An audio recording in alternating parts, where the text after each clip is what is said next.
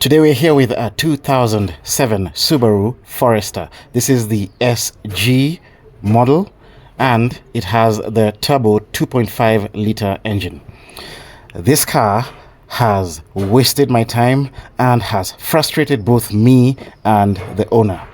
It has what we suspect now to be a head gasket, but we don't know. We've got conflicting symptoms, and I told him, let me take this car home and let me address this problem once and for all, because it's just been frustrating. So let me tell you the backstory of this.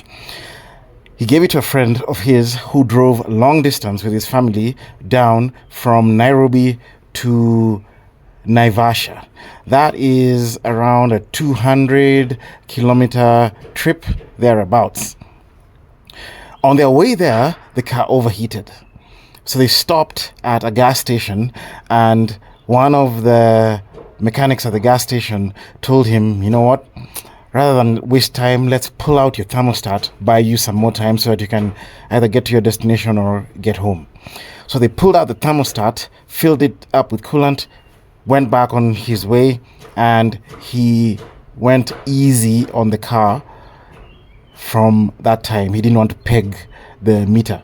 Now, he told me that when it overheated, it did go to the red, but it did not go off. These ones have a temperature protection system where it'll shut off before it reaches critical temperature. It didn't shut off. He just happened to notice while he was glancing at the instrument panel. So when they got there, they had their holiday, had fun. Back to Nairobi, it started overheating again. And what they found was at another gas station that their coolant was low. So when they opened, nothing came out. Added coolant. He said they put about 2 liters of coolant inside, coaxed it back to Nairobi, and then gave it back to this guy. When I initially did my diagnosis, I did a head gasket test, and I'll tell you the test that I did before. So my normal head gasket test that I do for a lot of cars, which has never failed me, is you take off the radiator cap and you put a pulse tester here, a pressure pulse tester, and you crank the vehicle without starting it. And if you see pulses that align with your starter current ramps, then you have a head gasket breach. They're usually very clear. So when I did it for this one, that was the first test I did. It was negative. Then the second test I did, and this was the mistake I made, is I did a leak check. So a leak check, you just take a hand pump, you pressurize it here with a gauge, and then you put it close to cap pressure, and then you wait and see if there is going to be a leak down. If there's going to be a leak down, you check everywhere and see where you get a leak. Now my leak test failed, and the leak was down in this area here. Under this intake manifold, there is a hard pipe that is bolted on the block with 2 O-rings, one on the right side, one on the left side. The right side was badly leaking. So we did a service call, took off the intake, took off that hard pipe, found that one of the bolts was actually stripped, repaired the bolt, put in new O-rings, put everything back, and as usual, like I normally tell you guys, when you're doing Subarus like this, they run hot, every single pipe was replaced. So you see, these are all nice and supple because they're new. So we did replace every single coolant pipe and vapor pipe that we took out. Then the nightmare started. We ran this car the first time, bled out the air. He ran it, and he said whenever his wife drives it, it is fine, but whenever he drove it, temperatures would elevate. Now he's a more spirited driver than the wife. That temperature elevation was simply him pushing the car and getting the heat load not being exchanged properly. So he thought maybe it's still air in the system. Came back, bled it a bit, and a bit of air came out. Did it the second time. This time it took longer, but still the temperatures went up, not as much as the first time, but temperatures still were elevating. Then the other thing he started complaining is that his reservoir here is filling up with coolant, and it would fill up until it would spill out. But when the car would cool down, all that coolant would get sucked back into the engine and then some, because this would remain dry. And then when you open your caps here, they were low, so he would fill coolant here and would fill coolant here as well. That has been the cycle. And what I told him is, let's eliminate the internals of the car. So you have your heater core in there, and on some of these Subarus you have a leaking core which leaks out on the air conditioning vent tube, and you don't see the coolant. So I told him, you know what, let's just eliminate that. So I have bypassed his heater, you can see there. So I've just done a loop.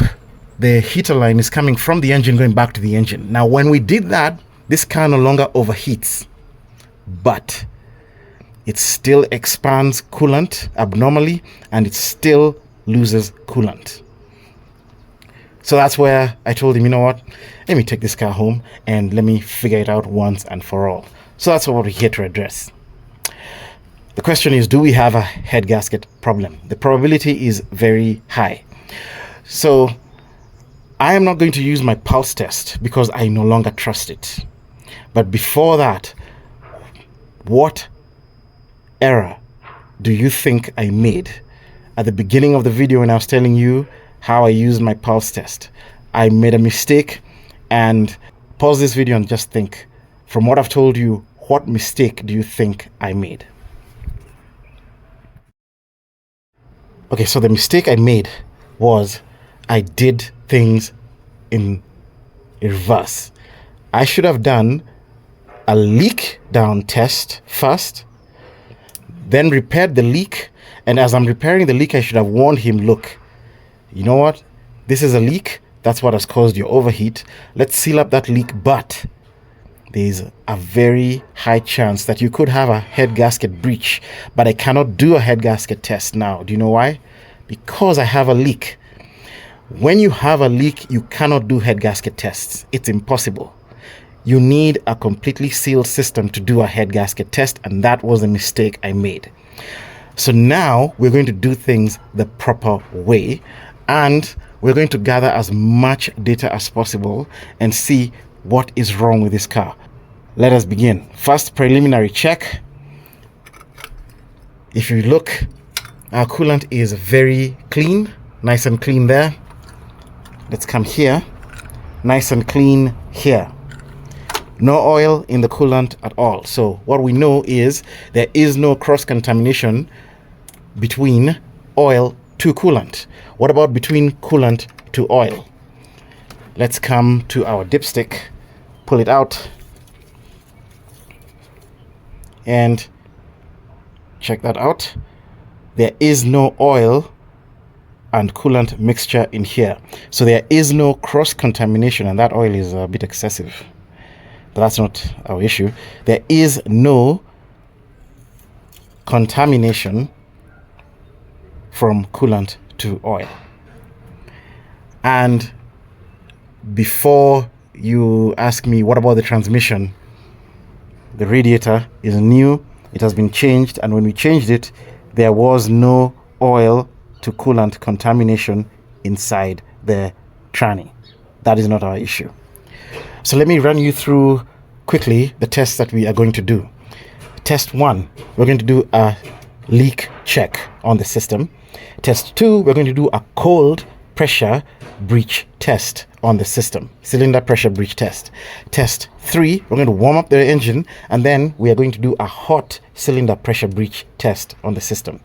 Test number 4, we're going to look at the fuel trims and see what we can glean from the fuel trims.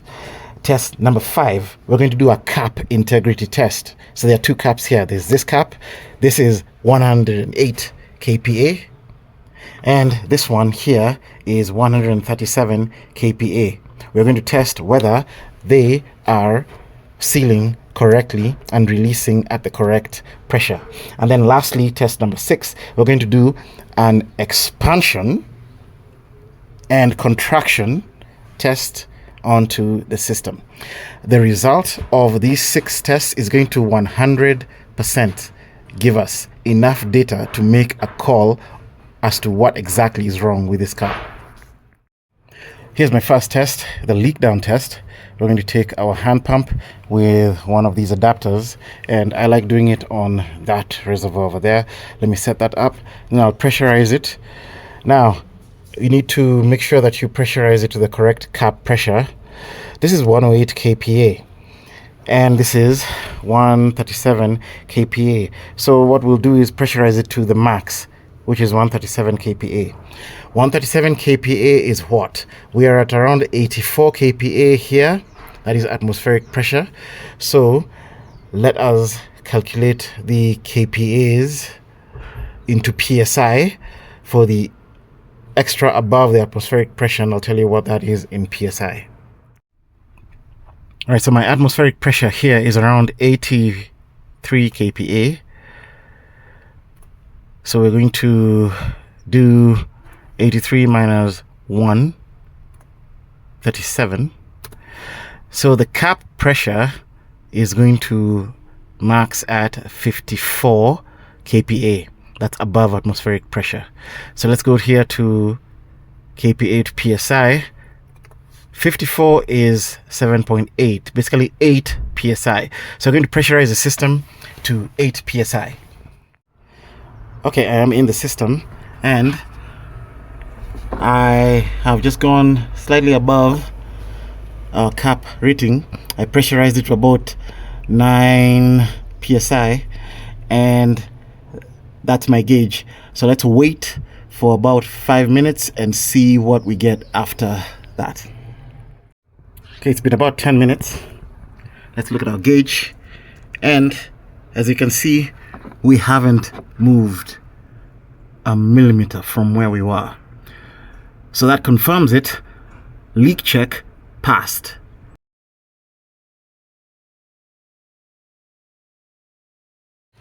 All right, let's set up for our next test, which is the cold cylinder pressure breach test. Let me explain this test. This engine is cold. If you have a cold engine and you crank it but don't start it, there will be no increase in temperature in the cooling system. If there is no increase in temperature in the cooling system, we should have no pressure buildup inside the cooling system.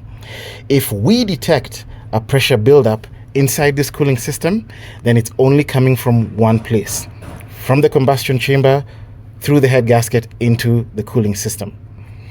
So that is my test, and here are my tools. I have a boost pressure sensor on the radiator opening, the reservoir opening actually, and it is this one right here, and we're powering it with my custom power box, setting 5 volts to it, and it's ready. This one is calibrated for atmospheric pressure upwards. So at rest, we need to see atmospheric pressure in the system. And then on channel 2, we have battery voltage. So I've just taken the battery voltage here. So how do we crank this without it starting? Subarus don't have clear flood mode, especially pre-2010, they don't have clear flood mode. So we are going to use the direct starter control line for this test. Fortunately for us, the starter is very easy to get to in Subarus, so it's right there.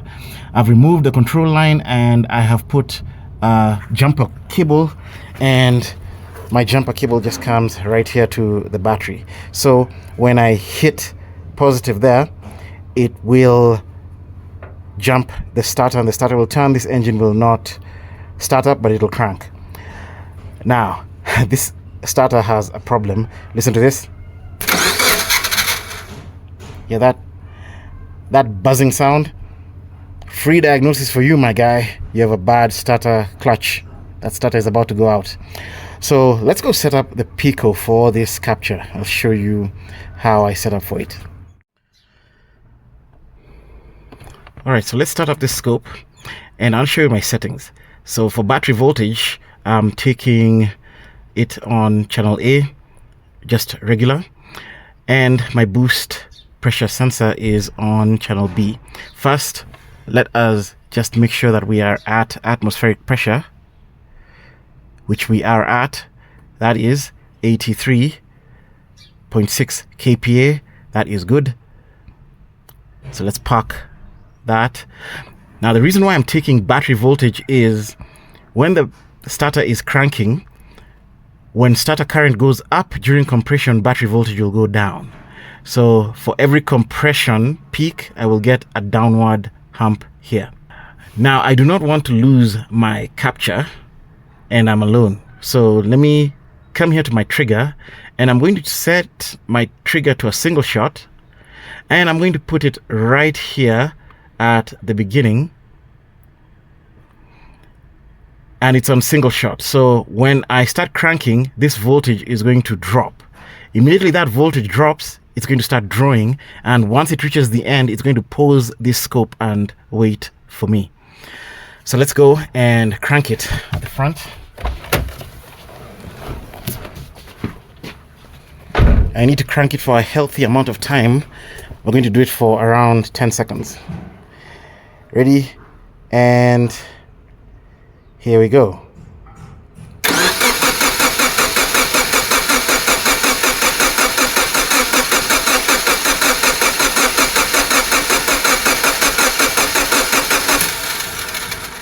All right, let's go back in.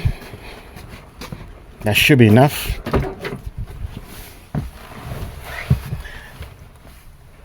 And as you can see, we have paused and there is no pressure buildup whatsoever inside this system. So this cold cylinder integrity test has passed.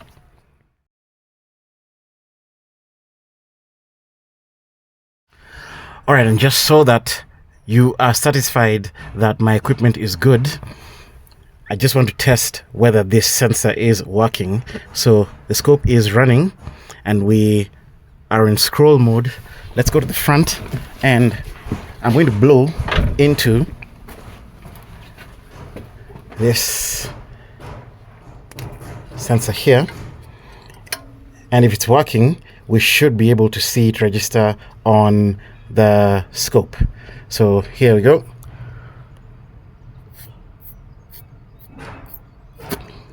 And as you can see, sensor is working fine. Now, next thing we're going to do is to warm up this engine and then do this test again when it's hot. I don't want pressure to build up in the system, so I'm going to leave one of the caps open and just be careful that the coolant doesn't start boiling out, but I want my temperature to go up. It doesn't need to come up completely to operating temperature, but I need at least to get the core of the engine hot. Then we're going to repeat this test. So the engine is running and I've left the cap off, and just so you can see, that coolant is flowing, so our water pump is good. So while this is warming up, let me set up the scan tool so that we can check the fuel trims, prepare for our next test. Okay, it hasn't been running for a long time and I started getting bubbles here and we started puking, so I've stopped the engine. Let's see what our temperature is like on the dash.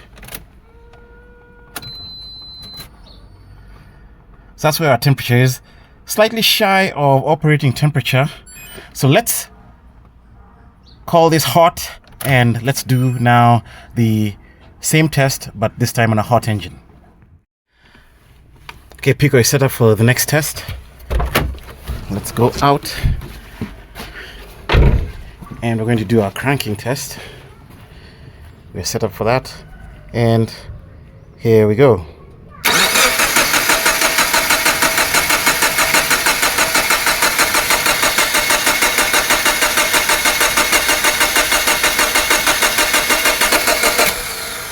Okay, let's go back in.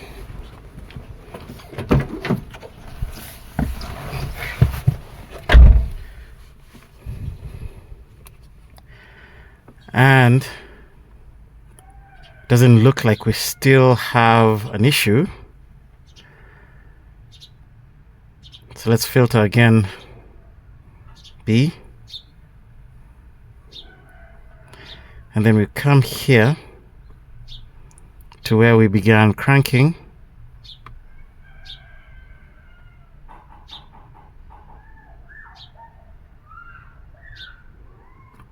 Now this is normal because it's rapidly cooling down and contracting in between me doing this. And this doesn't look like good news. Check this out. From cranking, when it's hot, we are dumping pressure in the system. We have dumped 2.8 kPa while cranking in this system. This is not good. So, third test failed.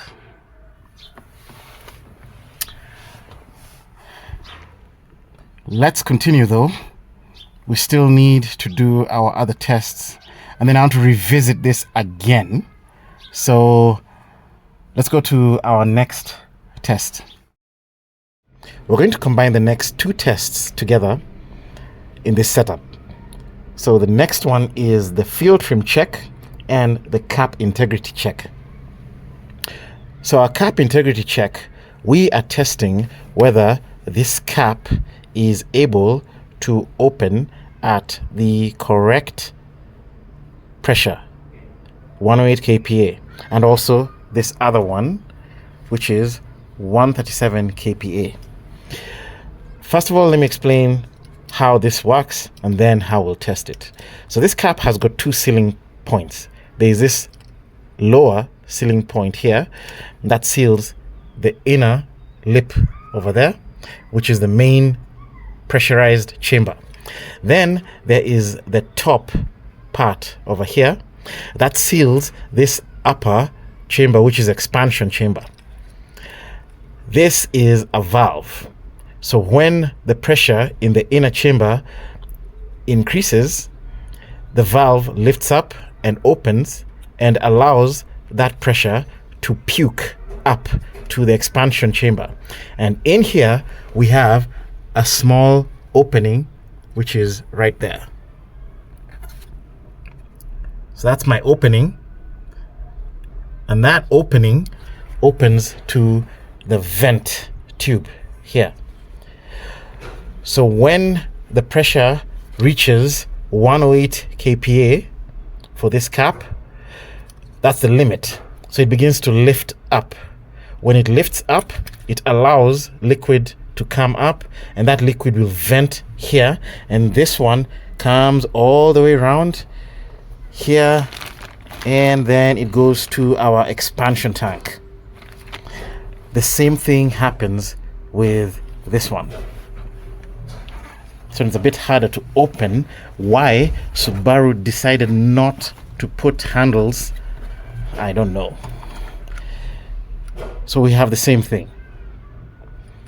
The lower lip for that one, the upper lip for this one, the expansion, and then our hole, which is over there, and then our expansion. And you can see the expansion pipes are connected on that T over here. So knowing that, we have to know where to take our pressure from. If we open here and take our pressure from here, we're not doing anything, because that is expansion output. It's going to be at very low pressure. But this one, if you can see, it comes under the tank. So this is a pressurized tube, that's a pressurized hose. So this is a turbo outlet, and this one comes and joins the main radiator over here. So what we are going to do is to pop out this hose, and we're going to put a T over here. When we put a T, one will go to our boost pressure gauge, and the other will just allow this to expand that side. And then we're going to close both caps. We'll close this one and we'll close that one. When we do that, we're going to hit up our pico and watch our temperature, not temperature, but pressure rise as this thing is running. So as our pressure is rising, we are going to wait for the pressure to hit 108 kPa. And this will be out. So we're going to open this and leave it open. We're going to see at what pressure we begin to start venting coolant here. If we vent coolant below 108 kPa, this cap is bad. And then we're also going to check with this one. We're going to open here and we're going to see when we start venting. We need to start venting from 137 kPa onwards. If we vent below 137 kPa, we've got a bad cap. Then as this is running, we're going to hook up our scan tool and monitor our fuel trims and see the fuel trims.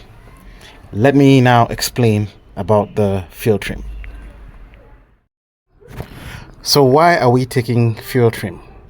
Fuel trim is an indicator of how the computer is correcting the air-fuel ratio. Air-fuel ratio is supposed to be 14 to 1. So 14 parts of air to 1 part of fuel. That's stoichiometric. The sensor responsible for detecting the air-fuel ratio is the oxygen sensor in the exhaust. The oxygen sensor only measures one thing. Now I see some people saying, does it measure fuel? Maybe it measures oxygen. It's a tomato sensor, meaning they don't know which it measures. Guys, the measurement is in the name. Oxygen sensor. Oxygen sensor only measures one thing, oxygen. It doesn't measure fuel, it only measures oxygen. So when you have complete combustion in an engine, we don't use the entire amount of oxygen. We're supposed to be left with a very tiny amount of oxygen that is meant to be used for the treatment of the gases inside the catalyst. That residual amount of oxygen is measured by the oxygen sensor. If that residual amount of oxygen is too small, then the sensor feeds back to the engine and the engine is going to cut back on fuel in order to increase it. So it's going to be rich and you're going to have negative fuel trims.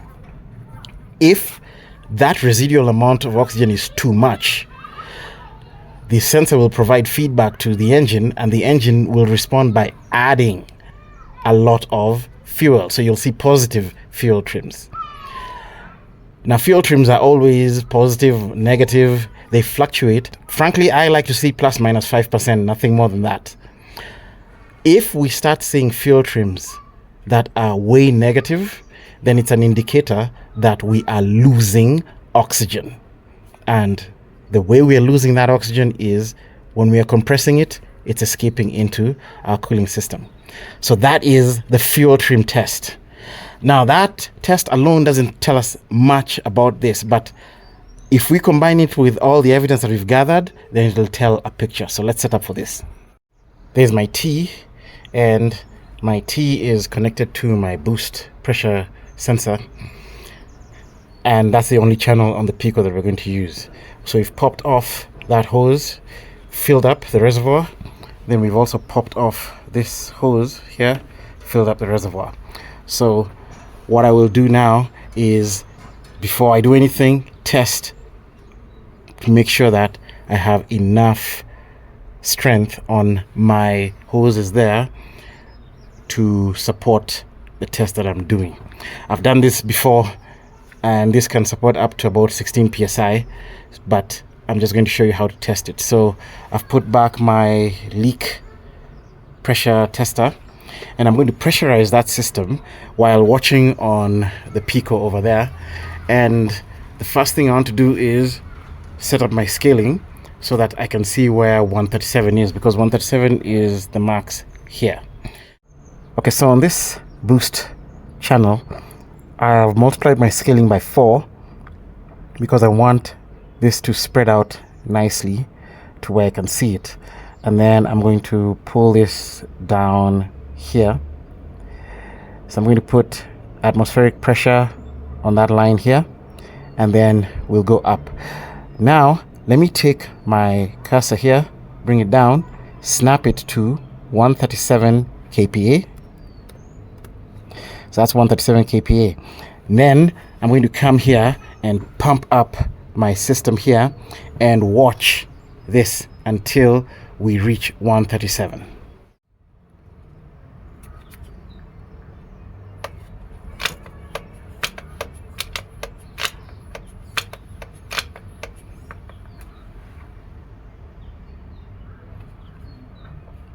So that is over 137.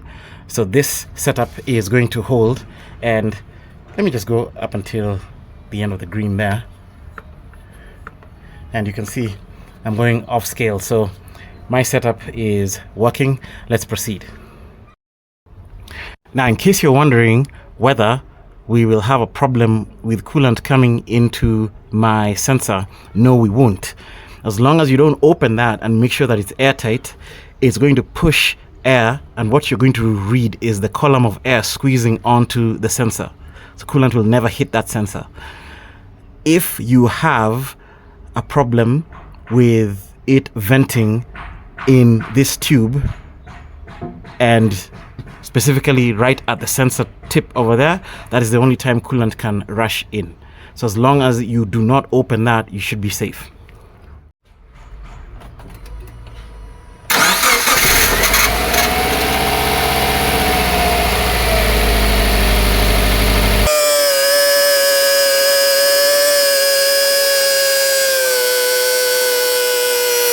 All right, we already have a problem with this cap. Look at that.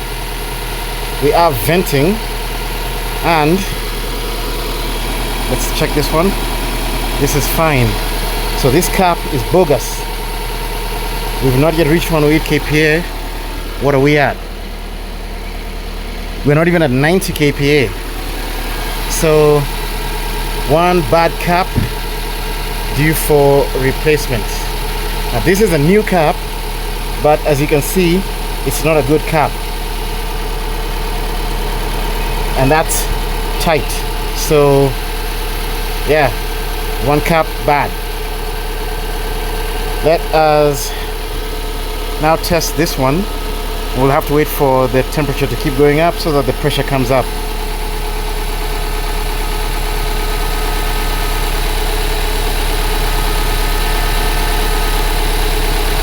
Okay, we'll change that one, but it looks like it's stopping. Oh no, it's not. Let me focus there.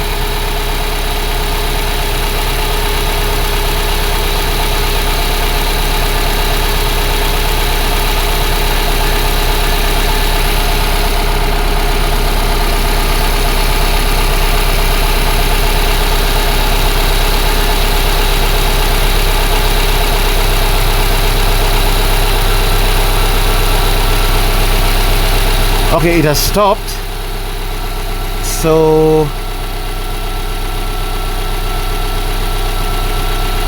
let's just give it some time and see what happens.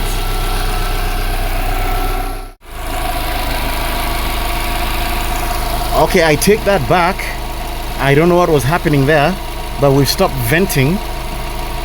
I think it may have been the residue of the coolant that was above the lip. Oh yeah, I think that was what that was. So we are holding, and what are we at now? We are going towards 106. So let me first put this at 108.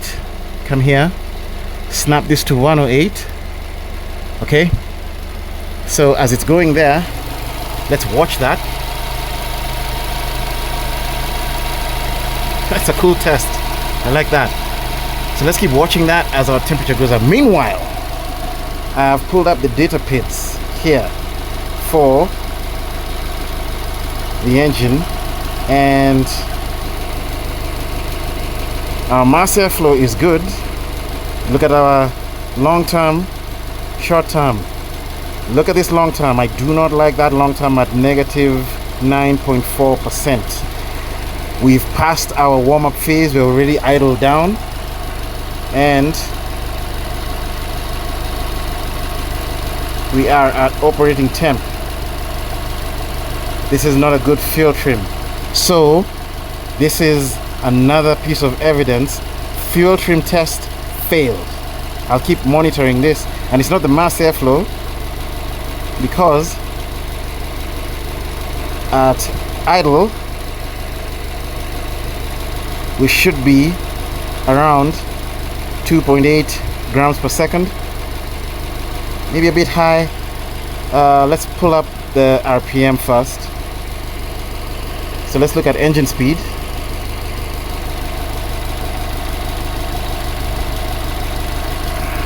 Let me reduce the light here so I can see clearly. So engine speed, and then we're going to look at mass airflow.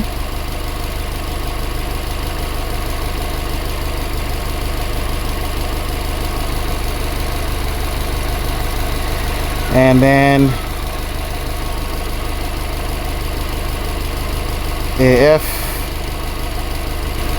AF learning 1, the correction and the learning, and then the coolant temperature. Okay. All right, that's good. So we are at 758 RPM, so we are above idle. So let it stabilize at idle. Meanwhile, we are way above our cap discharge, 108. Let's see. We are way above 108. Right now we are at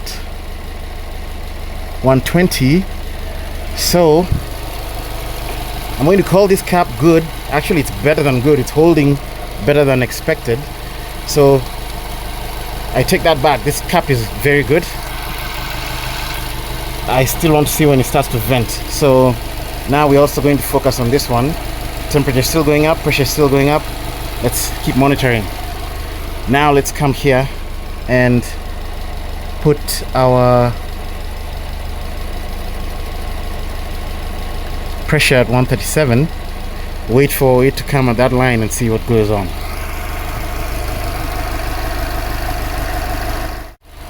Okay, let's see where we are now. We are at 87 degrees centigrade, and our airflow is going down. That's because we are warming up. 90 degrees is operating temp, and check this out, we are already at 137 kPa. Look at our caps. We are not venting there, we're not venting there. Now this is strange. This is 108, we're not venting. This is 137, we're not venting. I like this, I don't like this, but I'm not going to condemn this cap, because only problem is if it vents lower than normal. I don't know what's going on in there, honestly. I can't explain that, but this cap has some quality control issues, because it's holding much higher, and yeah, this one is good. Now look at our pressure. We are already at 137. In fact, we've gone above 137, still holding pressure, but we should not have come at 137 before we hit 90 degrees centigrade. Okay, or 100 degrees centigrade actually, because that is when the coolant should have pressurized the most. That tells me majority of this pressure is not coming from the coolant expansion. This is coming from combustion gases. That's another strike for this. Check out our fuel trim. It's getting worse. Okay, so we're dropping. This is supposed to stabilize at about 2.9 to 3.2. We're already there. We failed on our fuel trims. So still looking at this, it is not venting yet. So this is not quite exact. That's way off though. way off. So I just want to see when it starts to vent. Where are we right now? Oh, looks like our pressure is starting to come down. Something weird is happening there. What is happening? I don't know what has happened, but as you can see on the scope, we are reducing. Are we leaking somewhere? Let's check. No, we're not leaking. In fact, coolant isn't in this pipe at all. Oh yeah, that's really hot. So coolant is this side, and coolant hasn't hit my sensor, so we're not leaking here, but we've suddenly lost pressure and we're going down. Interesting. Okay, I found out why we are having this behavior. So the cooling fans just came on, and when the cooling fans came on, the pressure in the system decreased. That is good. I like that. It simply means the liquid contracts, which it's supposed to because you're cooling it. Now I'm going to do another test. Check this out. The lowest we reached here was 120 something kPa. Let me filter B and come here. So the lowest pressure we reached was 126, but I'm using two rulers. Let me just get rid of the two rulers. Let me only use one.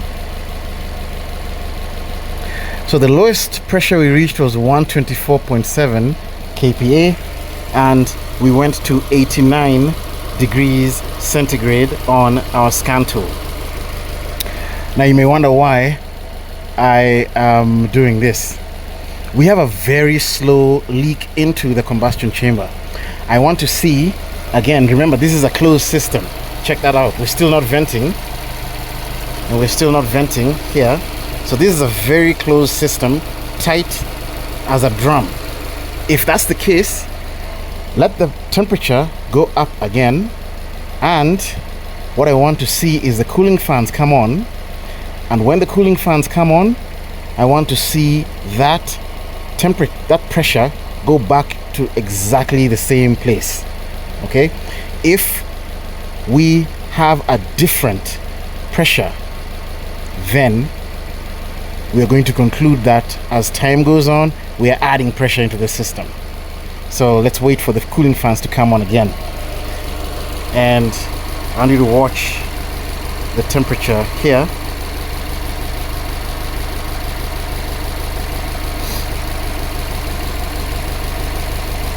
So I'll tell you when the cooling fans come on. You'll also see it on the picoscope when we begin to contract that liquid. Alright, the cooling fans have come on. You can see on the picoscope we're starting to reduce our pressure, as we should, because we're contracting that liquid. Now let's watch this temperature.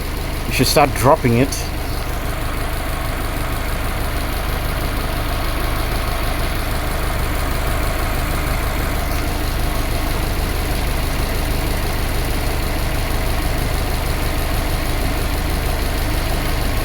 Remember last time it went to 89 degrees centigrade when the cooling fans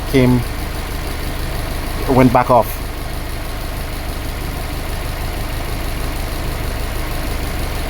Cooling efficiency appears to be okay. Caps are still not venting.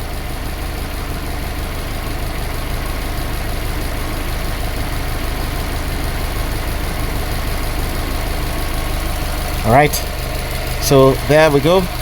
Cooling fans have just gone off, and let's pause. You can see we're starting to rise here. Let's see our lowest pressure this time.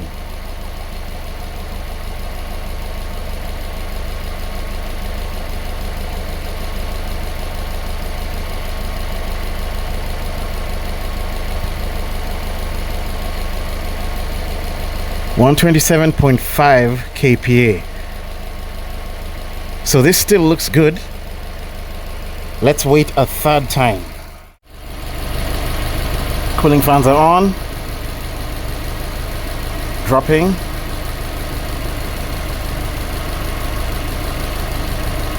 Dropping in pressure. I'll just focus you here on the temperature.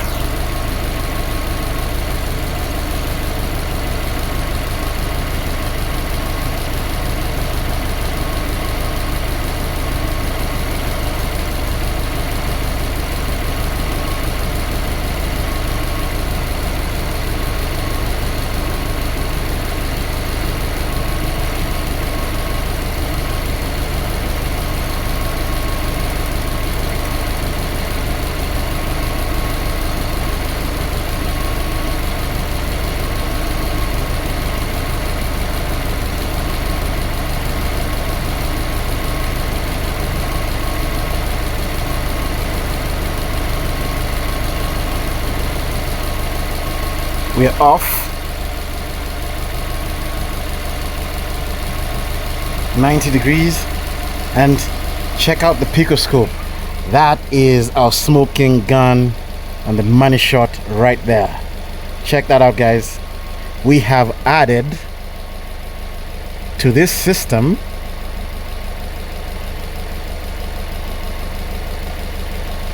(1.8 kPa). Now this is a very slow head gasket leak. This 100% matches all our symptoms. It's a very tiny leak. Goodness, how else would you catch a leak like this? These are minute changes, but this pressure will keep building and building and building, and it messes this thing up when you go on a spirited drive. No wonder when the wife drives it, she has no symptoms, but when he drives it, he gets symptoms, because when he pushes the car, we got more leakage into this system. And in case you're wondering, we're still not venting. Okay, so this system right now should be just circulating the coolant and expanding and contracting exactly the same. Okay, we're about to go on another cycle. There we go. Fans have come on. And on the Pico, I've still left our line, which we had last time. So we want to see if we'll hit that line or we'll go above it.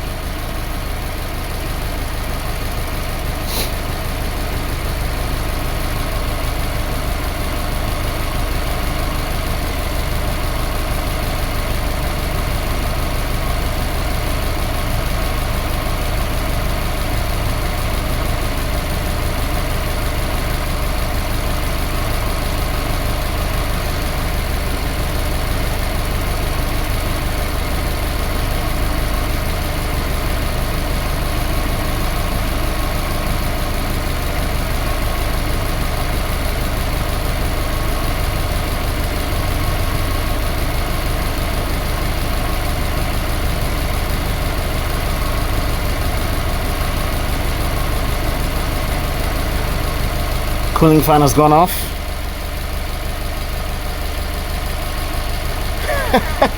Look at that. We're just adding more and more pressure into this system. So let's pause.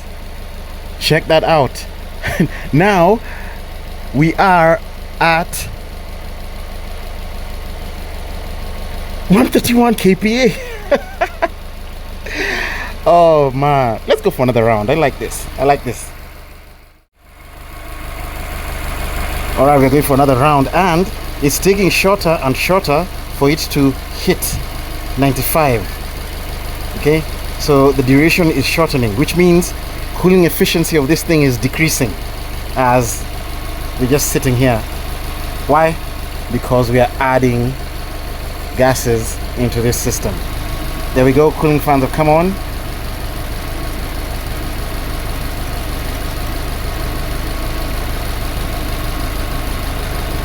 And if you note, it's also taking longer and longer to cool this thing back down to 90 degrees.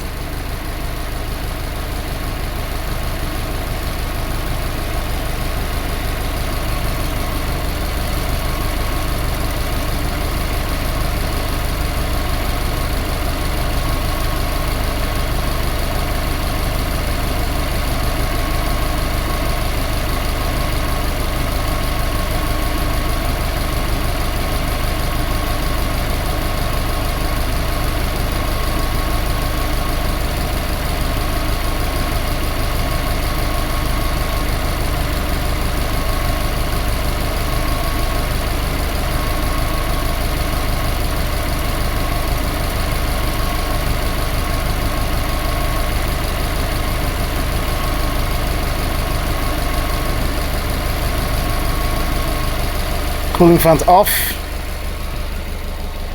Let's come here and see. So we're starting to raise there. Let's pause. And again, we are adding pressure. So we're just creeping up ever so slowly. Now we're at 132.5 kPa on that minimum.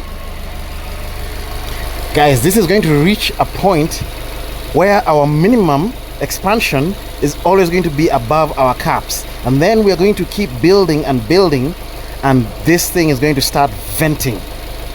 And since the pressure will increase in this system and keep increasing and keep increasing, we have no leak in here. It's going to keep venting and keep venting and keep venting until we overflow our tank. That's what I expect to happen.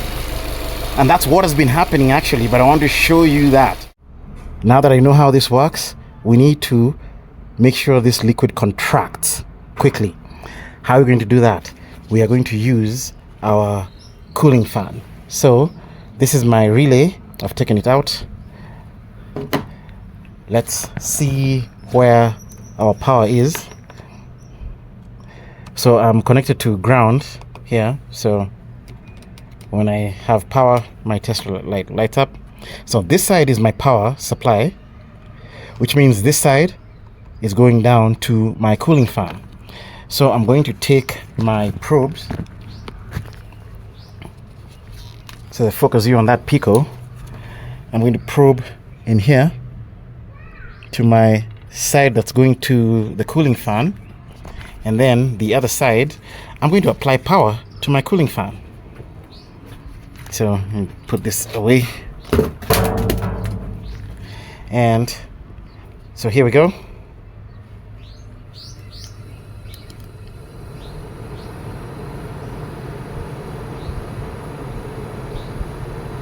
And that is a low fan, and as you can see, we are contracting, but I want the high fan.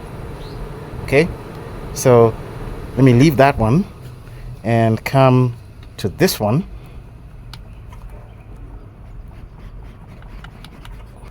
All right, so I've removed the other relay, and let's again test. So that's my power supply to the relay, which means this side is my fan. So let me come here, put it in there, and then supply power to it. So that's my high fan, and you can see we're contracting that liquid much faster. Now it'll be better if it was circulating in the system because it will cool faster, but as it contracts inside the radiator, it pulls more liquid from the engine into the radiator. All I want is the pressure to decrease enough for me to be able to open my caps. Then let's start with some benchmarks. This is our reservoir, and I want you to see where the level of the coolant is. So where the minimum is and where the full is, about 3/4 down from the full to the minimum is where our liquid level is. Now here's the physics behind the expansion of water and coolant. Most of it is water. You can't expand water too much. At most, I expect that if we're expanding, we're going to reach slightly shy of that full mark. Even that is quite a bit of expansion. So what we're going to do is to go on a test drive, and I'm going to push, get that turbo to spool up nice and hot. And then we're going to come back, and then we're going to see where our coolant level is. If we have expanded way too much up, the only conclusion is we've added extra volume into this system, because water can't expand that much. If you boil this thing and superheat it, it will not expand that much. So let's go on a test drive, and then we're going to come back and see what the result is. All right, I'm here on the country road, and Just going to take this bend, and there's an uphill coming up. We are going to give this thing some beans and see what happens. I'm not even all the way to the floor, so there's my instrument panel. This thing has excellent power, beautiful, it drives very well, and this stretch is all uphill. I'm not going too fast because there's traffic here, but I'm not even struggling with this pedal. I've not even reached halfway down. So that's how powerful the car is. So let me keep going, and there'll be a place where there's an estate. I will turn there and we'll take a peek at the expansion tank. Alright, we had a nice safe intersection here. I've stopped, and first let's view our data stream here. Nothing much has changed. See, our temperatures are still within range. Now let's look at our dash. You see our temperature there is still bang where it's supposed to be. So let's go to the hood and look at that expansion tank now. Alright, now check this out. We're starting to spill over, and we're already at the top. And listen to how loud my cooling fan is. Okay, now I need to drive this gently back because I really pushed it. So let's go back and we'll close this out. Alright, we're back at the shop. Now just check this out. You see how this has popped out? So this tells me that there was a point where not venting only liquid.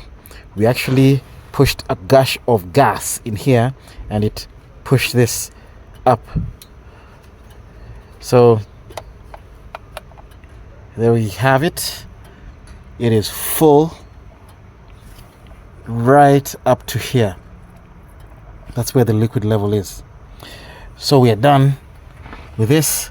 There's no way we can expand from here to here with normal liquid expansion.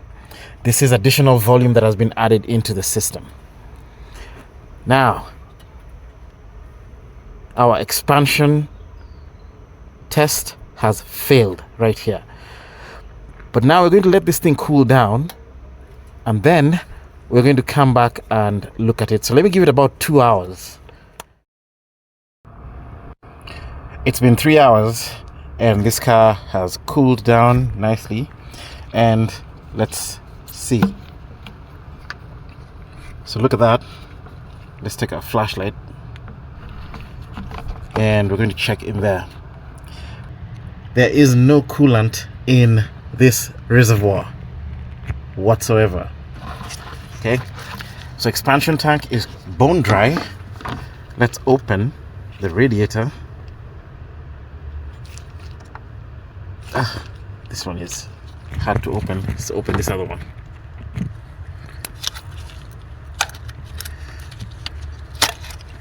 And our level there is low. Okay, so let's close that. Now I'll try and open this other one so that you can also see it. There we go. And look at that. So we're seeing the core of the radiator here. So this one is, it's low to a point where you're seeing the core of the radiator. So this has failed the expansion test. Now I am comfortable. We are 100% sure that this head gasket is breached. It's a very small leak, but nonetheless it is there, and we need to go in and fix it. Stick around if you have a geeky mind for the bonus footage for this video, but for the rest of you, that's it. Another one for the books. See you next time.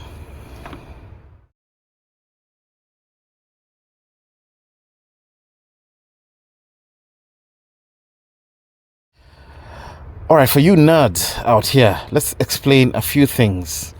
And I know you have questions. I had questions, and I had to sit down and reconcile all our data that we've picked here.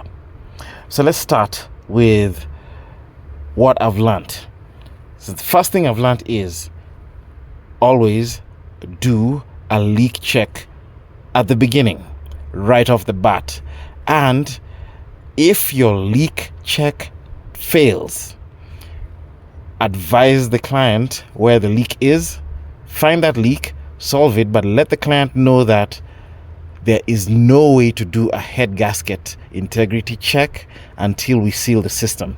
They need to agree to sealing the system and knowing that there's a risk that they still have a head gasket issue. You can't test for a bad head gasket with a leaking system. Next thing I've learned, never do just one test, which is a cold test.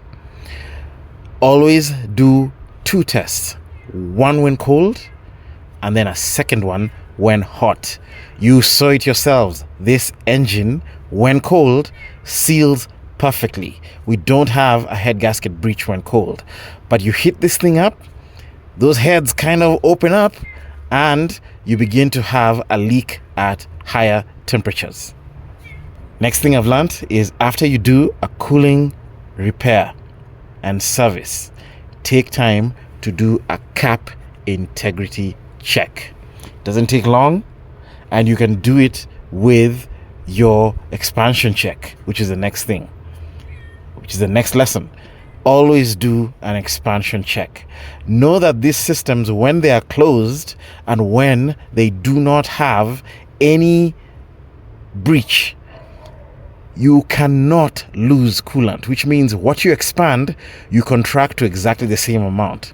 So if you expand 8 kPa or 10 kPa or 15 kPa from 90 degrees to 95 degrees, when you cool back down to 90 degrees, you need to contract the same amount.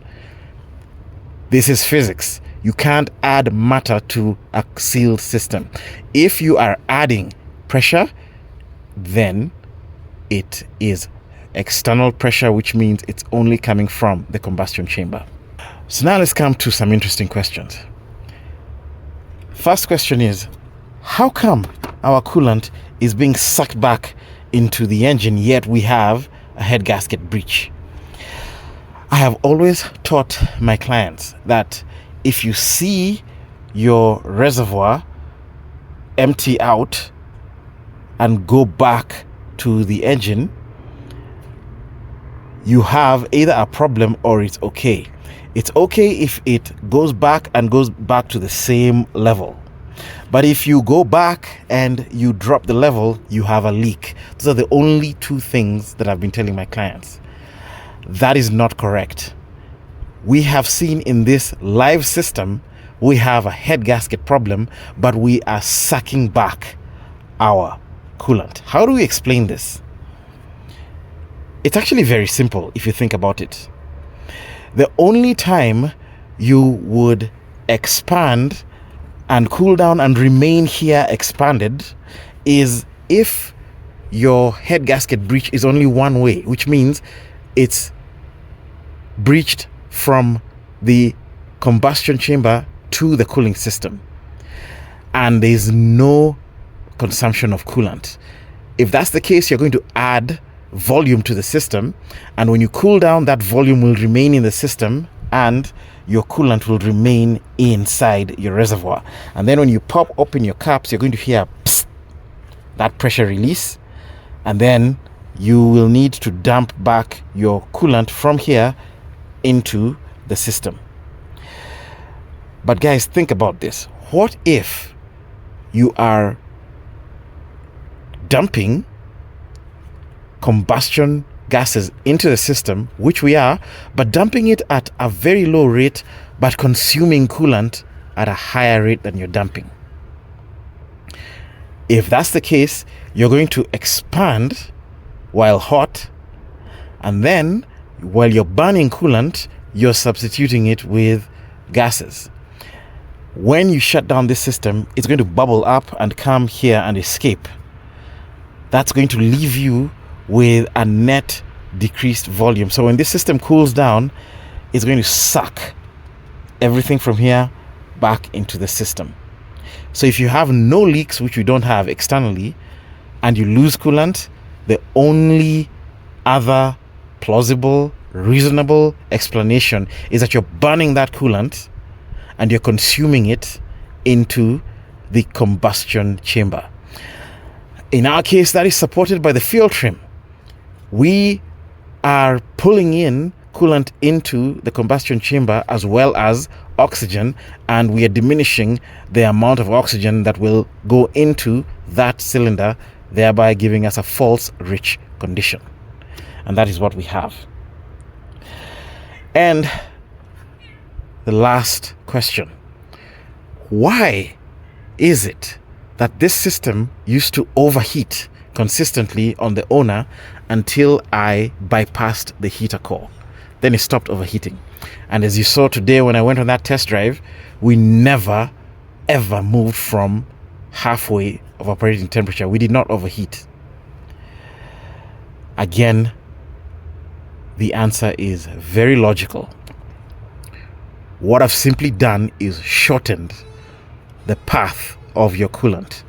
When you remove your heater core from the picture, you've removed a substantial amount of volume and a place where gaseous pockets accumulate. The heater core is a notorious place for accumulating gases, and that heater core is fed directly from the block. Now think about this. We have coolant being Now think about this. We have combustion gases going into our coolant. It's going into the block. What's the first place it's going to find? It's going to find that pipe that goes into the heater. If this heater core is in play, those combustion gases are going to go to your heater core and the flow of coolant is going to be affected. You're going to trap a bubble of gases inside there and you are going to begin to overheat. Guys, this was a wonderful experiment for me. I've learned a lot and I'm sure you've learned a lot. Oh, and by the way, one last thing, I will never ever use a pulse tester again on my cooling system check. That tool is retired for cooling systems. Do you know why? Look at this capture right here. When I start the engine, look what happens to the pressure inside the cooling system. What is that elevation of pressure? Sudden elevation and then it goes back down. Do you know what that is? That's your water pump spinning rapidly and pushing a large volume up to your radiator. When that happens, you're going to get a pulse and your pressure pulse tester is going to cheat you that you have a leak which you do not have. A normal system will do the same thing. So from now on, only boost sensors for head gasket breach. Thank you guys for joining me on this journey, and we'll see you next time.